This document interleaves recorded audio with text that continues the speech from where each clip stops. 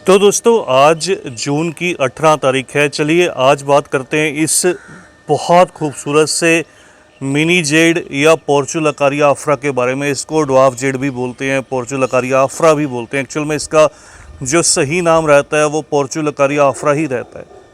ये जो मेरे हाथ में आप देख रहे हैं दोस्तों, ये बहुत सी छोटी और बड़ी मिक्स साइज़ की जो कटिंग्स हैं इस पोर्चुलकारिया अफ्रा की। कटिंग करने का एक मेन जो रीज़न था वो ये था कि 2 दिन से हमारे यहाँ पर देखिए ऊपर काले घने आपको बादल इस जून के महीने में दिखाई देंगे। हालांकि कुछ दिन पहले गर्मी बहुत ज़्यादा थी, लेकिन 2 दिन से बहुत अच्छी बारिश थी, बहुत बढ़िया मौसम था। तो मुझे लगा क्यों ना इन पौधों को फिर से एक नई शेप देनी चाहिए, इनकी कटिंग प्रूनिंग करनी चाहिए, जिससे इनकी जो नई ग्रोथ है वो फिर से निकल कर आए। कटिंग प्रूनिंग करने का मेन जो रीज़न रहता है दोस्तों, वो पौधों को घना या बुशी बनाना, एक सुंदर सी शेप देना। ये देखिएगा मेरा एक ये जो आप प्लांट देख रहे हैं, ये बहुत कम एज का है। केवल 1 साल पहले मैंने इसको कटिंग से प्रोपोगेट किया था, और कटिंग से प्रोपोगेट करने के बाद देखिए कितनी सुंदर इसने जो ट्री लुक है वो डेवलप की है। ये देखिए यहाँ पर आपको क्लियरली ये प्लांट जो है वो विजिबल भी होगा। देखिए एक बिल्कुल छोटे से प्लांट की तरह ये नज़र आ रहा है। अगर बात करूँ इस पौधे की हाइट की, तो मेरे हाथ से आपको आइडिया होगा। इसको मैंने प्लास्टिक की, ये जो आप देख रहे हैं ये ओवल शेप की एक प्लास्टिक की शैलो ट्रे है। हालांकि मोस्टली मैं जो यूज़ करता हूँ वो क्ले पॉट्स रहते हैं, मिट्टी के गमले रहते हैं, लेकिन इन पौधों के लिए मैंने इस तरह से प्लास्टिक के जो गमले हैं उनका इस्तेमाल किया। तो ये केवल लगा लीजिए कि इस तरह से इसकी जो हाइट है 6 इंच के आसपास, 6 से 7 इंच की हाइट होगी, और बहुत खूबसूरत सी एक कैनोपी को इस पौधे ने जो है वो टाइमली डेवलप किया है। आज की इस वीडियो को शेयर करने का मेन जो पर्पज़ है दोस्तों, इसकी हाइट को शेयर ना करना, ना कोई इसके बहुत कोई ऐसा जो फीचर है उसको डिस्क्राइब ना करना। इसको मेन शेयर करने का जो पर्पज़ है वो ये है कि इस अब आने वाले मॉनसून के सीज़न में क्या इस पौधे को कोई खाद या फर्टिलाइज़र की रिक्वायरमेंट रहेगी, अगर रहेगी तो कौन सा फर्टिलाइज़र इस पौधे को फीड किया जा सकता है। दूसरा, इन पौधों की कटिंग किस मौसम में करनी ज़्यादा बेहतर रहती है वो आपके साथ शेयर करूँगा, और कटिंग किस तरह से की जाती है। दोस्तों जैसे कि आप जानते हैं कि ये जो पोर्चुलकारिया अफ्रा या मिनी जेड के पौधे रहते हैं, ये एक सक्कुलेंट कैटेगरी के पौधे रहते हैं।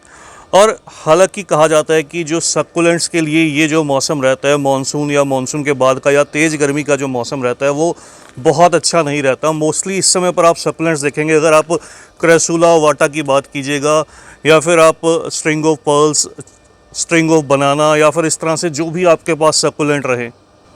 बहुत से मुझे कमेंट्स भी आते हैं कि मेरे पास इंग्लिश आईवी का पौधा था, वो सूखने लगा, वो ख़राब होने लगा। उन चीज़ों के क्या रीज़न रहते हैं? देखिए कुछ एक ऐसे सकुलेंट्स रहते हैं जो समर हार्डी रहते हैं, गर्मी का मौसम भी उनको पसंद रहता है। गर्मी में वो अगर बहुत ज़्यादा ग्रोथ नहीं करते तो वो सर्वाइव करते हैं। लेकिन कुछ एक सकुलेंट्स जो रहते हैं वो गर्मी के मौसम को टॉलरेट नहीं कर पाते, इसलिए ये अगर पर्टिकुलर सकुलेंट की बात करूं तो ये गर्मी पसंद रहता है। सर्दी के मौसम में इसकी थोड़ी बहुत पत्तियां गिरती हैं, लेकिन सर्दी के मौसम में भी ये अच्छे से ग्रो करता रहता है। तो गर्मी का मौसम बेस्ट रहता है इन पौधों को खाद या फर्टिलाइज़र फीड करने के लिए। लेकिन मॉनसून, जब आपके वहाँ पर एरिया के अंदर मॉनसून सीज़न रहता है, तो मॉनसून का जो पानी रहता है, जो बरसात का पानी रहता है, वो खुद ब खुद एक फर्टिलाइज़र का काम करता है। तो उस दौरान सबसे पहले आपको बता दूं, जब प्रॉपर मॉनसून का सीज़न रहे उस दौरान इन पौधों को कोई बहुत ज़्यादा फर्टिलाइज़र की रिक्वायरमेंट नहीं रहेगी। उस दौरान आप इन पौधों को कोई फर्टिलाइज़र फीड मत कीजिएगा। लेकिन वहीं दूसरी तरफ मॉनसून के समय में इन पौधों की कटिंग या प्रूनिंग करना बहुत अच्छा रहता है। इसकी कटिंग या प्रूनिंग करने से इन पौधों की जो मल्टीपल नई शूट्स हैं वो निकल कर आती हैं, बहुत जल्दी से डेवलप होती हैं, और पौधे बहुत तेज़ी से ग्रो करते हैं। तो सही बताऊं तो मॉनसून से पहले इनको एक बार फर्टिलाइज़ करना वो बहुत बढ़िया रहता है, ताकि वो जो फर्टिलाइज़र है वो मॉनसून के दौरान बहुत अच्छे से वर्क करे। और जो भी मेरे दोस्त अपने पौधों की जो स्टेम है उसकी थिकनेस को इंक्रीज़ करना चाहते हैं, तो ये बढ़िया समय रहता है गर्मी का समय इन पौधों की थिकनेस को इंक्रीज़ करने का, इनको घना या बुशी बनाने का। अगर बात करें इन पौधों की कटिंग कैसे की जाती है, तो अगर आप इनकी एक घनी जो कैनोपी है ऊपर की तरफ डेवलप करना चाहते हैं, या कोई भी पैड डेवलप करना चाहते हैं, एक तो इसको शेप देनी पड़ती है। जैसे ये देखिए, ये मैं ट्विन ट्रंक जो है वो बॉन्साई डेवलप करना चाहता हूँ। तो इसकी 2 ब्रांचेस मैंने रखी है यहाँ पर, एक यहाँ पर कैनोपी है और एक ऊपर की साइड में जो कैनोपी है वो डेवलप की जाएगी। नंबर 1, जो भी ब्रांचेस नीचे की तरफ लटक कर आती हैं उन सभी ब्रांचेस को, जिनकी ग्रोथ नीचे की तरफ रहती है, डाउनवर्ड ग्रोथ रहती है, बॉन्साई में उन ब्रांचेस की जो ज़रूरत है वो नहीं रहती। मोस्टली उन ब्रांचेस को जो है वो कट करना चाहिए, जो भी कैनोपी के नीचे की साइड में आपके जो ब्रांचेस हैं वो लटक कर आएँ। नंबर 2, ऊपर की साइड में जब भी आप ऐसे पौधों की कटिंग करते हैं, क्योंकि ये घनी जो कैनोपी है वो डेवलप करते हैं, इस तरह से देखिए यहाँ से जो डबल शूट है कटिंग के बाद निकल कर आई, तो इस डबल शूट का एक लीफ नोड छोड़कर, एक जो लीफ नोड रहता है उसको छोड़कर यहाँ से ऊपर से जो इसकी ब्रांच है वो कट की जाएगी। तो इस तरह से इन पौधों की जो कटिंग है वो की जाती है। सिंगल या मैक्सिमम जो डबल लीफ नोड है उसको छोड़कर इन पौधों की जो कटिंग है वो की जाती है। इस तरह से करने से ये जो पौधे नीचे से बहुत घनी ये बुशी एक कैनोपी जो है वो डेवलप करने लगते हैं और धीरे धीरे आपके जो पौधे हैं वो घने बुशी पौधे में डेवलप होते हैं। चलिए दोस्तों, अब बात करते हैं फर्टिलाइज़र के बारे में। तो इन पौधों के लिए 2 या 3 फर्टिलाइज़र बहुत बढ़िया रहते हैं जो इन पौधों को तेज़ी से बड़ा करते हैं और हरा भरा करते हैं। नंबर 1 तो है ये देखिए, ये बैलेंस्ड NPK 19-19-19।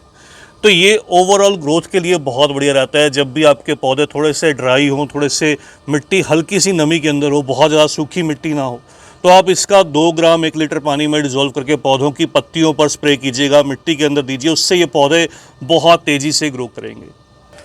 उसके बाद नंबर 2 है दोस्तों, ये DAP है, डाई अमोनियम फॉस्फेट। इसके अंदर नाइट्रोजन और फॉस्फोरस रहता है।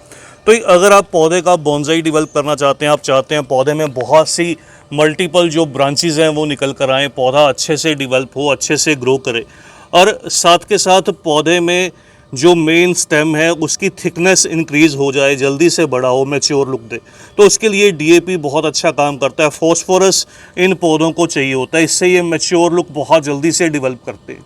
तो DAP के कितने दाने देने हैं? DAP के गमले की मिट्टी की साइड में जड़ों से थोड़ा दूर रहकर आप इसके गमले के साइज़ के अकॉर्डिंग 15 से 20 दाने, अगर आपके पास 8 से 10 इंच का गमला है तो 15 से 20 दाने DAP के महीने में आप इन पौधों को 2 बार दे सकते हैं। और जो भी मेरे दोस्त DAP का इस्तेमाल नहीं करना चाहते, इसकी जगह पर वो SSP या बोन मिल का भी इस्तेमाल कर सकते हैं। DAP की जगह आप बोन मिल का इस्तेमाल कीजिए, वो पूरी तरह से ऑर्गेनिक रहता है और उसका जो वर्क है ऑलमोस्ट सेम रहेगा। ऑलमोस्ट वो फॉस्फोरस का जो रिच सोर्स रहता है और पौधे को ओवरऑल जो ग्रोथ है वो बहुत बढ़िया देगा। और इसके अलावा लास्ट में नंबर 3 पर आता है दोस्तों वर्मी कंपोस्ट। वर्मी कंपोस्ट इन पौधों को आप साल में 2 बार फीड कर दीजिए, वो इन पौधों के लिए सफिशिएंट रहती है। बहुत ज़्यादा कोई वर्मी कंपोस्ट की रिक्वायरमेंट नहीं रहेगी। जब भी स्प्रिंग सीज़न की शुरुआत होती है उस समय पर लगभग 50-50 ग्राम जो वर्मी कंपोस्ट है इन पौधों को फीड कीजिएगा, और दूसरा मानसून के ठीक बाद लगभग 1 महीना मानसून का छोड़कर उसके बाद जो है वो इन पौधों को सेम इसी तरह से जो फर्टिलाइज़र है वो फीड कीजिएगा। उसके अलावा इन पौधों को दोस्तों बरसात के मौसम में, अगर आपकी मिट्टी पौधे की वेल ड्रेन्ड है तो बरसात का पानी दीजिएगा, खुली धूप में रखिएगा, तो ये बहुत अच्छे से ग्रो करते हैं। और ये देखिए, मैं इसकी जो कटिंग करता हूँ, उसकी जो खाद है वो रेडी करता हूँ। जैसे आप लीफ मोल्ड रेडी करते हैं, इसी तरह से सेम इसकी जो खाद है वो भी रेडी की जा सकती है। जल्दी इसके ऊपर आपके साथ एक कंप्लीट जो वीडियो है वो शेयर भी करूँगा। तो बस दोस्तों, आज की इस छोटी सी वीडियो में इतना ही। जल्द ही मिलते हैं किसी और नए टॉपिक के साथ, किसी और नई वीडियो के साथ। तब तक के लिए bye, happy gardening, take care.